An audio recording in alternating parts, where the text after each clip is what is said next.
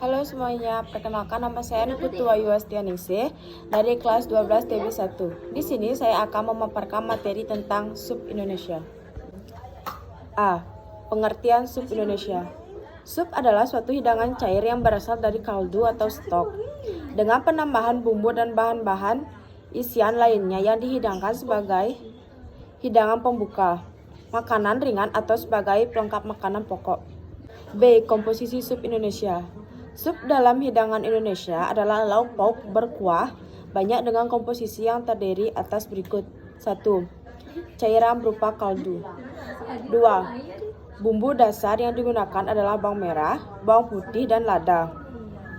3. Bahan isi atau bahan tambahan. 4. Pelengkap seperti bawang goreng, irisan seledri, irisan tomat, dan irisan daun bawang. D. Fungsi sup Indonesia. 1. Membangkitkan selera makan yang disajikan dalam porsi kecil. 2. Menambah nilai gizi pada susunan menu. 3. Pada jamuan makan, berfungsi untuk makanan pendamping, main course atau makanan utama. 4.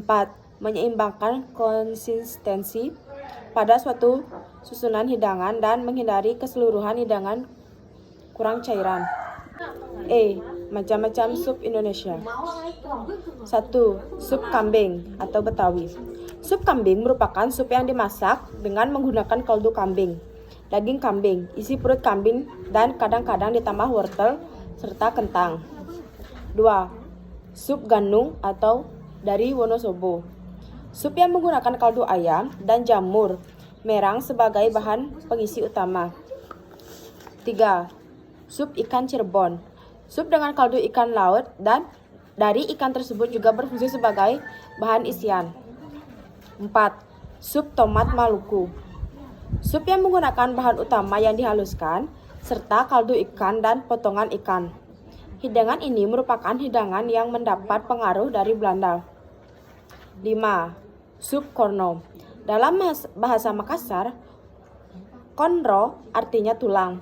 Sup ini memakai iga atau rusuk sapi yang masih komplit dengan tulang-tulangnya. 6. Kaledo. Sup sumsum sapi muda yang rasanya asam karena adanya penambahan asam segar. 7. Timlo. Timlo dikombinasi dengan soun, kentang, dan jamur merang. 8.